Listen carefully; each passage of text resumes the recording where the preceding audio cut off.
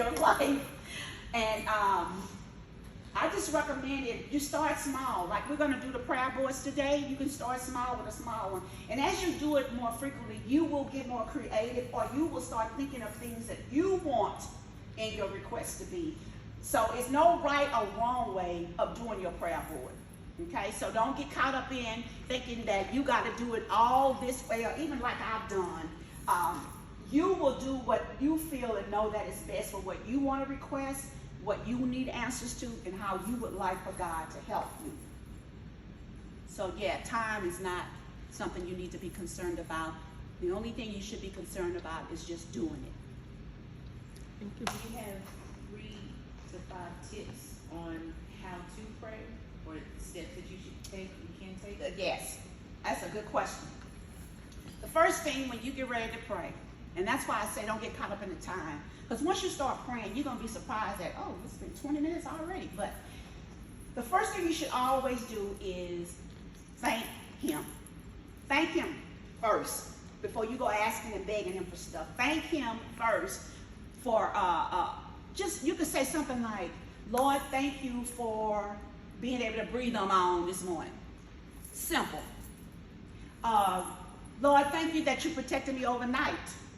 Simple.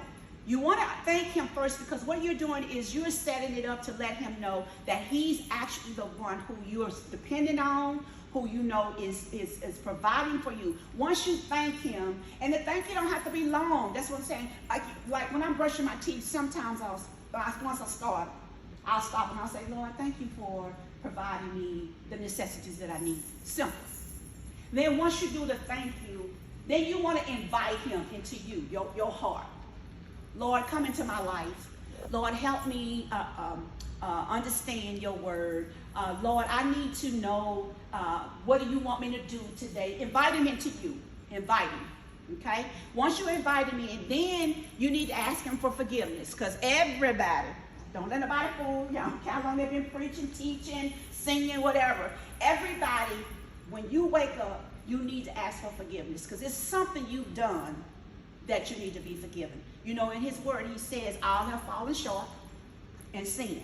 So you need to ask him for forgiveness. And some people get caught up in, well, I don't remember I did anything wrong. That's not the principle. You want to let him know, the day that's ahead of me, if I do something that you don't like or out of your will, I'm already asking you to forgive me. Or the day before I did something and I never did come to you and say, forgive me, you're putting all of that before him. So you need to ask him to forgive you. And then that's when you go in with begging. That's what I say, begging. When you say, oh, Lord, I need. Lord, can you give? Oh, Lord, I want.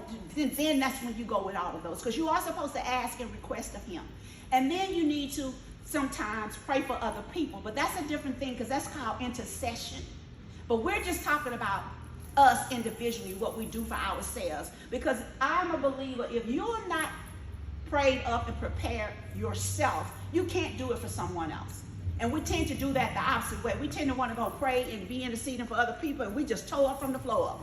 You know, we don't even know what's going on with us. And so that's why I always tell people, and most people think it's a selfish thing to do that, but it's not. When you read his word, he wants you to be okay first.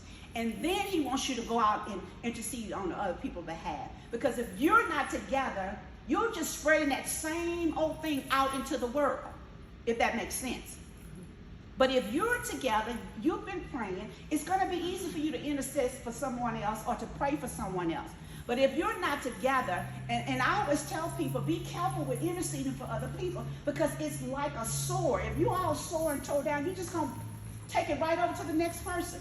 You're not going to be able to be in a position to pray. And so a lot of people get caught up in not knowing intercession is totally different than a personal prayer life. Then you can't compare them. They're not the same. Because when you go for yourself, nobody else can go to God like you can for yourself, because your heart is what he's going to see. But when I intercede on someone else's, I'm only praying what they've asked me to pray. I don't know their heart. I don't know if they really receiving it. He does, and that's why he say intercede on others' behalf. But he knows your heart. So that's why I always tell people, make sure you are okay before you go intercede for someone else, if that makes sense.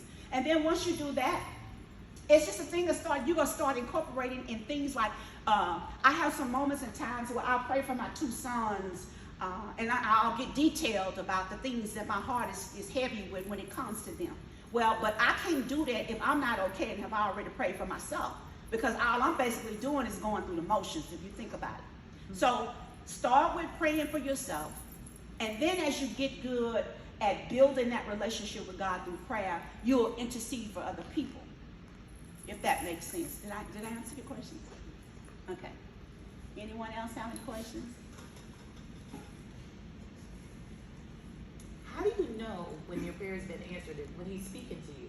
Because sometimes I think he's speaking to me, but I'm like, I know he wouldn't tell me to do something like this. The first thing you'll have to realize is he's never going to mislead you according to the way you feel. I'm going to give you an example. I was really dealing with a heavy situation, and in my prayer time, I went to God about it because I needed to know what decision to make. And God will never tell you to do something that is going to bring you harm, that is going to go against his word. He'll never do that. And with our intuition and our instincts, you're going to feel and know if it's really from him, because you're not going to have any doubt. Now, if it's from you, where you're feeling yourself and your emotions, you're going to doubt. The first doubt you're going to have is, am I really making the right decision? It's not him speaking to you. Because he's never going to mislead you. He's never going to take you to where you do the wrong thing that's going to cause you harm, and specifically someone else's harm. So when he's speaking to you, it's going to always, your emotions and everything is always going to feel good. But if you're having some type of wrestle with it, like, oh, I don't know, and maybe this is God speaking and maybe it's not, he's not speaking to you, because he's not going to bring confusion to you. He's going to bring clarity. He's going to bring the clarity to the point to where you're going to know this is the decision I'm supposed to make. Because you're going to feel good about it, and you're just not going to have no questions, if, buts, and ands. But the only way you're going to get to that point is your relationship through prayer with him. Your personal, not anyone else's. That's how you're going to know. As I was saying, in the decisions I had to make with the feelings that I was having about my 2 sons, you know, when I went to God about it, and I was telling him what I was feeling and thinking, which he already knows, but he wants to hear sometimes for you to say, Lord, this is heavy on my heart. So I don't know what to do, or what should I do?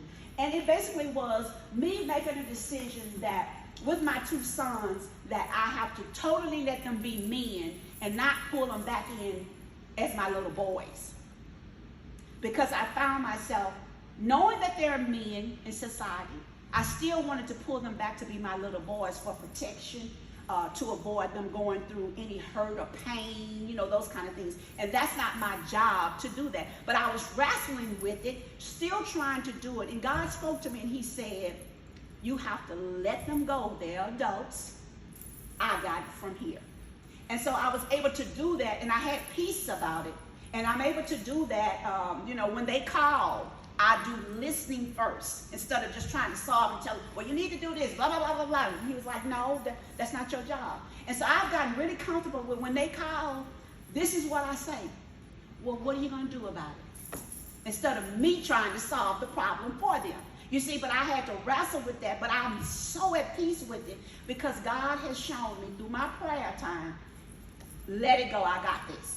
So now I can sleep at night, and when, like I said, if one of them called to tell me whatever the situation may be, the first thing